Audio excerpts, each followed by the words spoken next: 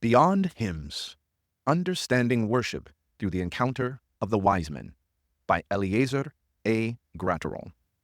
Eliezer A. Graterol, Ph.D., D-Min, is a professor of world religions and missions at Southern Adventist University, Collegedale, Tennessee, United States. While pastoring churches, I discovered that although people frequently spoke of worship, they did not have a clear concept of what it actually meant. Many defined worship as singing hymns written 300 years ago while dressed well in church.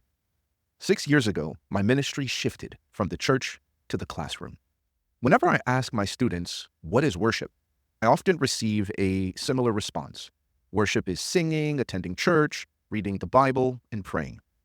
Although such activities are associated with the act of worship, worship encompasses much more than that. A solid biblical definition of worship may be derived from one of the stories we often read and hear during the nativity festivities in December. At the time of Jesus' birth and in the following months, very few people recognized that in that moment and place, God Himself had manifested in the flesh, thus revealing the most significant expression of His love. Among those few individuals were the wise men from the East. In Matthew chapter 2, 1 and 2, we read, quote, "Now after Jesus was born in Bethlehem of Judea, in the days of Herod the king, behold, Magi from the East arrived in Jerusalem, saying, quote, Where is he who has been born King of the Jews? For we saw his star in the East and have come to worship him." End quote. Characteristics of the Magi. The passage reveals fundamental characteristics of those wise men. Although all of them are significant, I will emphasize only a handful. First, some biblical versions, such as the New American Standard Bible, refer to the men as quote-unquote Magi. The word Magi has a variety of possible interpretations. Some associate the term with those who studied the stars and planets, suggesting they were astrologers, astronomers, or both. Others suggest they were members of a high priestly class. A third group, based on such texts as Isaiah chapter 60, verse 30, and Revelation 21, verse 24, proposes that they had significant political influence, possibly as kings or princes. Ellen White states that, as members of the nobility, they were philosophers of great influence. A second characteristic is that they came from the East, possibly from Arabia, Persia, or Babylon. In the eyes of the Jewish community, they were quote-unquote foreigners and quote-unquote pagans. Biblical scholar Craig Keener suggests that they may have even practiced Zoroastrianism, one of the world's oldest monotheistic faiths. It is curious that, although Matthew wrote for the Jews, he not only included Gentiles in his narrative, but also highlighted their receptiveness and search for the God of Israel. Worship is recognizing that God is in control despite adverse circumstances. Worship is acknowledging that no matter what happens, God remains God, and nothing and no one can change that. According to Matthew chapter 2, verse 2, the third characteristic is that a star guided them. Undoubtedly, they were students of the second book of God's revelation, nature, and they beheld the glory of the Creator. The New International Version and the King James Version describe them as quote-unquote wise men. In the Hebrew mindset, a wise man is one who acquires reverence for God as a result of studying His Word. Therefore, seeking more precise and profound knowledge of God, the Magi turned to the Hebrew Scriptures, the first book of God's revelation. The Old Testament reveals, from beginning to end, the coming, work, and character of the Messiah. Among such texts, the noblemen found Balaam's prophecy about the Messiah. Quote, "I see him, but not now. I behold him, but not near. A star will come out of Jacob. A scepter will rise out of Israel." End quote. Surely they also encountered the prophecy of the 70 weeks in Daniel. Another trait of the Magi was that they were men of action. The typical journey to Jerusalem from the east, traveling day and night, would take at least a month.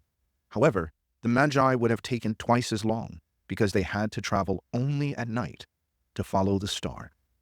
Lastly, the ultimate purpose of their journey was to find and worship the newborn king. Upon arriving in Jerusalem and then at the temple, they discovered that no one knew anything about the Messiah's birth. People were preoccupied with their own affairs.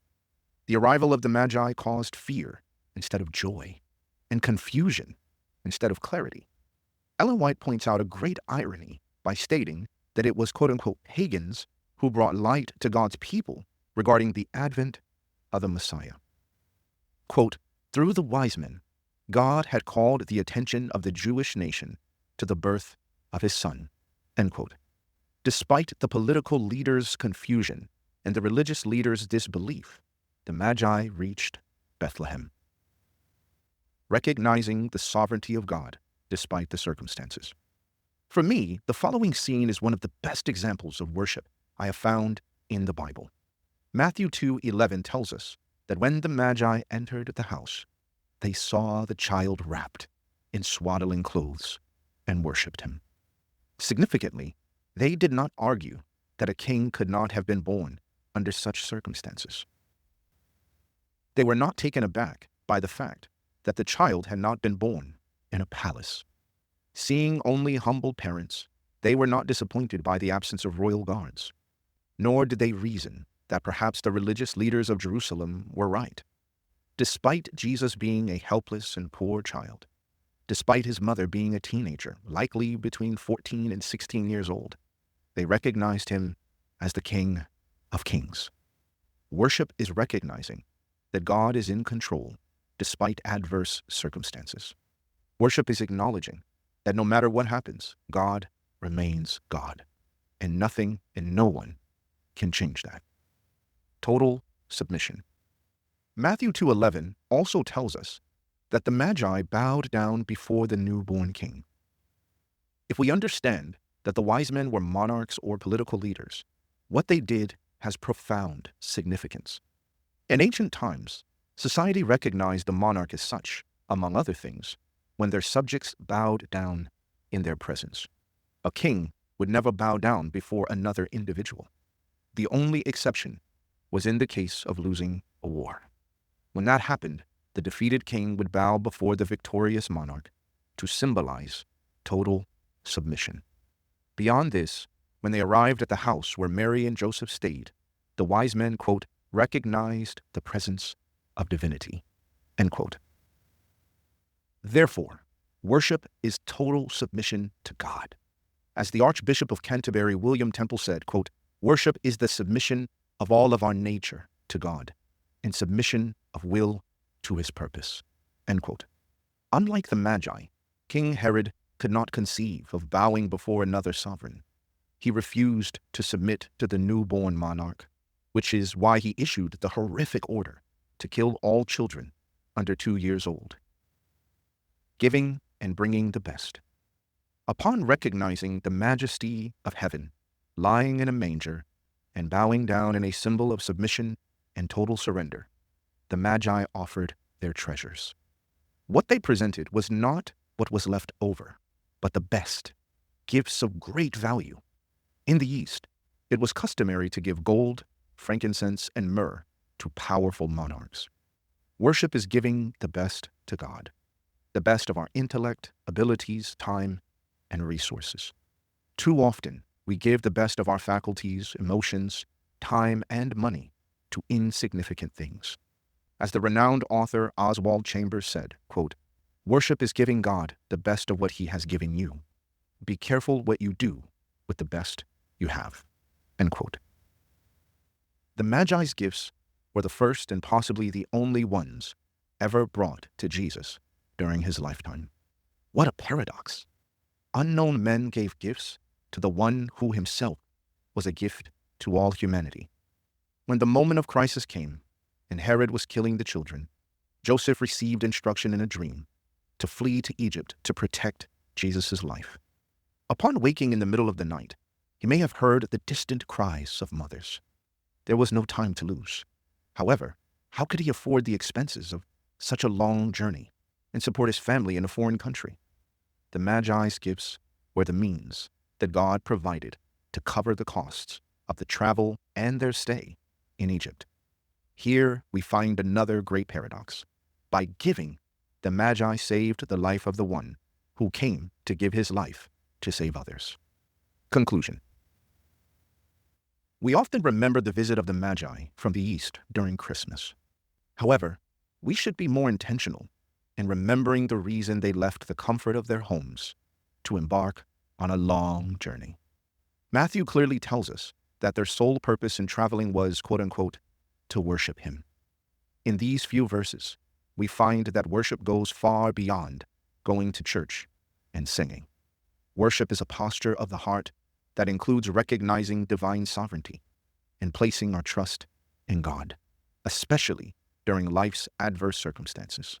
But worship is also total submission of our will to God. Paul would describe it as crucifying the self and having total dependence on God. Lastly, worship is bringing God the best of our time, intellect, affections, and resources. Let us treasure the lesson of the Magi from the East this Christmas and beyond. As we receive gifts from family and friends, let us not forget to offer the best of ourselves in worship to God. Ultimately, the greatest gift we can give the Lord is our heart. For bibliographical and biblical references on this article, and for much more content for pastors and church leaders, please visit ministrymagazine.org.